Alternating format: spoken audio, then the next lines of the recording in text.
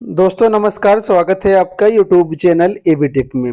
आज है 13 फरवरी 2023 और जान लेते हैं आज की महत्वपूर्ण खबरें जो आज के प्रमुख समाचार पत्रों पे छाई हुई हैं। सबसे पहले ये अपडेट देख सकते हैं, लिखा है सुआर्ट्स में शिक्षकों के 69 पदों पर नियुक्ति में धांधली की परत दिन ब दिन उधरती जा रही है। जांच में पता चला है कि वीसी आरबी लाल के परिवारजनों की नियुक्ति के लिए नियमों का मजाक बना दिया गया। बेटे के बाद अब भतीजे अंकुश विलाल की नियुक्ति में भी बड़े पैमाने पर गड़बड़ी किए जाने की बात सामने आई है। पता चला है कि एमटेक अनिवार्य योग्यता होने के बावजूद महज बीटेक की शैक्षिक योग्यता होने पर ही उसे असिस्टेंट प्रोफेसर बना दिया गया। तो ये यहाँ पर देखिए, आप लोग कारनामे देख सकते हैं कि एमटेक मिनिमम क्वालिफिकेशन थी और उसके बावजूद बीटेक वाले को असिस्टेंट प्रोफेसर बना दिया गया। सारे नियमों की धज्जियां उड़ा दी गई। तो यहाँ पर आप लोग इसकी अपडेट दे सकते हैं कि स्वार्ट्स वीसी के भतीजे की नियुक्ति में नियमों का बना मजाक, चयन समिति बनाई ना विज्ञापन निकाला। तो ये हाल यहाँ पर है उत्तर प्रदेश का, आप लोग भली भांति समझ सकते हैं। चलिए बात करते हैं दूसरी अपडेट के बारे में। तो यहाँ पर देखिए अपडेट, यूपी में 93 lakh jobs, global investor summit का समापन, 33,50,000 करोड़ का निवेश होगा।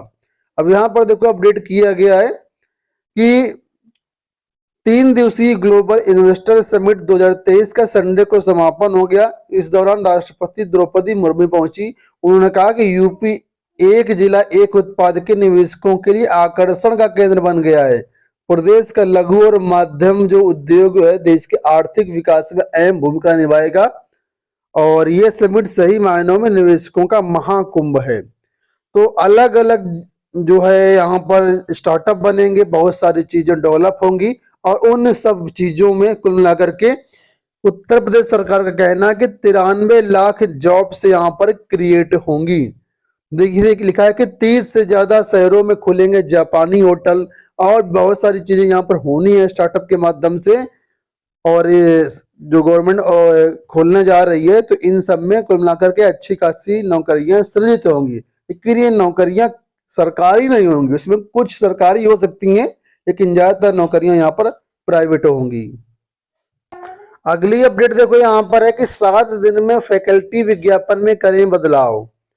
केजीएमयू में शिक्षक भर्ती विज्ञापन में बदलाव की जिम्मेदारी 20 सदस्यीय समिति को दी गई है। इस समिति को 7 दिन में शिक्षक भर्ती के विज्ञापन में बदलाव करके उसे प्रस्तुत करना है।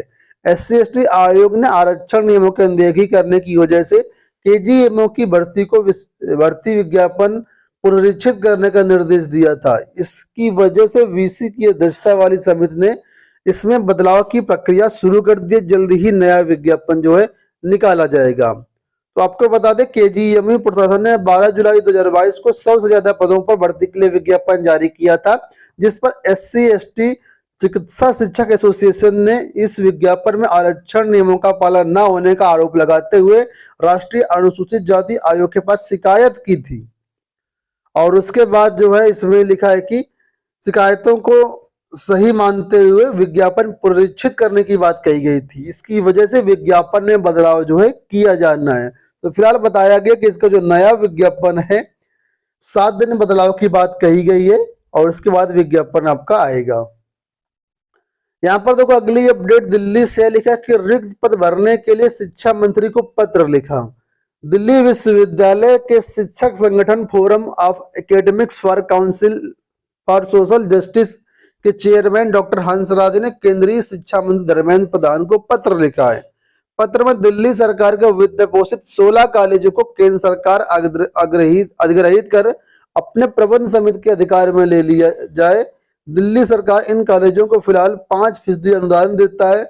दिल्ली सरकार के अंतर्गत 28 कॉलेज आते हैं, 12 कॉलेज को 100% फंड सरकार से मिलता है। तो यहाँ पर बात की गई है कि इनमें जो है शिक्षा जो पद हैं वो भरे जाएंगे।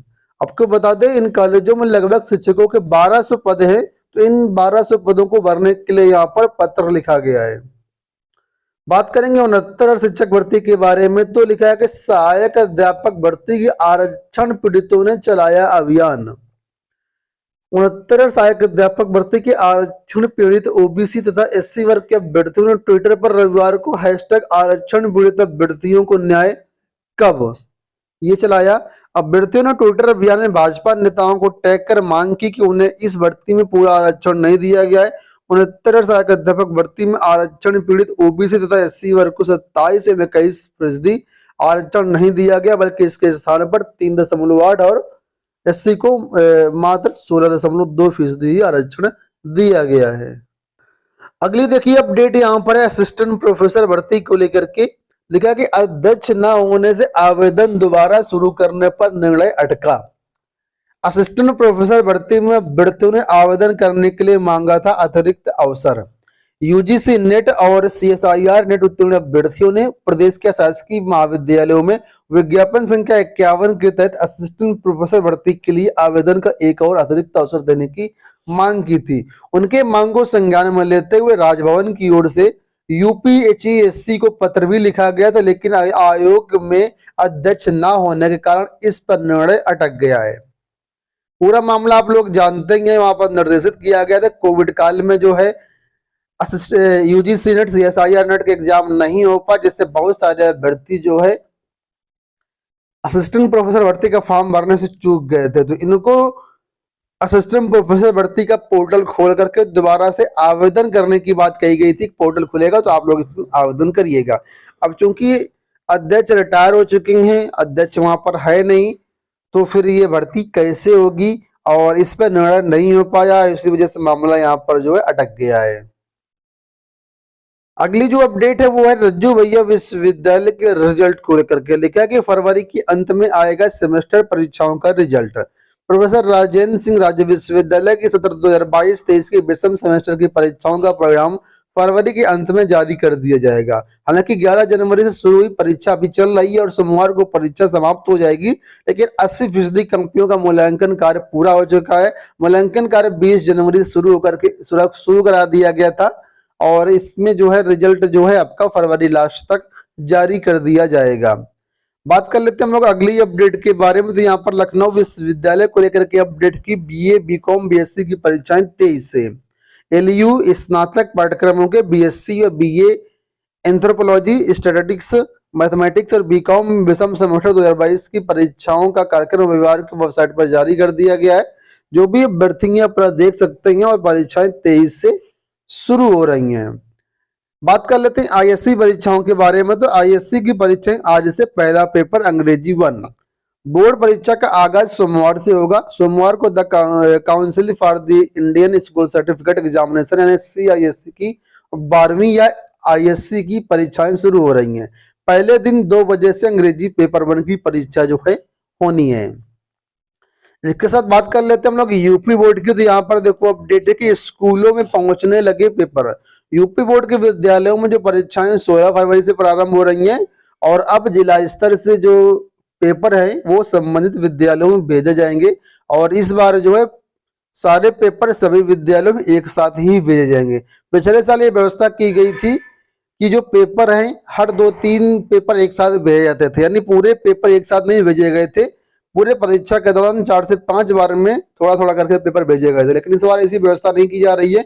इस बार सारे पेपर एक साथ ही भेजे जाएंगे और आज से पेपर जो है विद्यालयों में पहुंच जाएंगे। तो दोस्तों ये हो गई आज की सारी अपडेट। इस वीडियो में इतना ही, धन्यवाद।